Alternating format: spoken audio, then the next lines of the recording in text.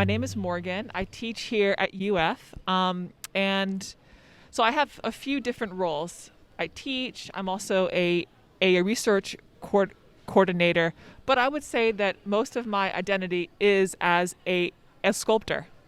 So with that, I'm going to share a story about one of my first sculpture commissions.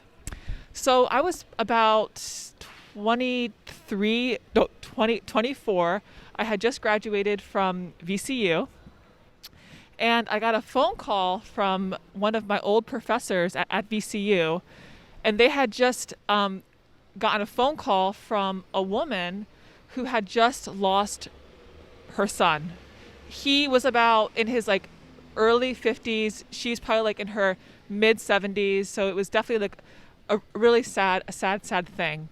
But what she wanted was somebody to come in and take a funeral casting of a death mask of her son's face. Has anybody ever heard of this practice before? Okay, a funeral casting is an impression of someone's face after they had passed away. So she wanted this funeral casting, and then after I did it, she realized, oh, this is too literal. This is too much like how he looked in his passing. And what she wanted from that was an actual sculpted portrait of how her son looked throughout the course of his life. So she said, take this plaster casting, and she gave me every single photograph of her son from when he was a child up until his 50s.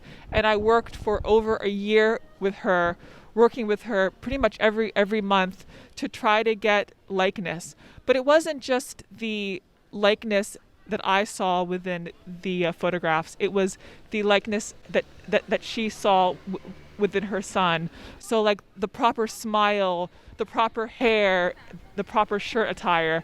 So finally, after a year of working with her, she called me, and I had been working in a studio that had no heat. It was pretty rugged. She said, I have my whole family here. We're going to come to your studio and we're going to check out this sculpture. So she brings her whole family in there, and then I take the plastic covering off of the sculpture, and they said, that's Joe, and that was it. So it was a really kind of a special moment and a very challenging but really rewarding process. And that's it. That's my story.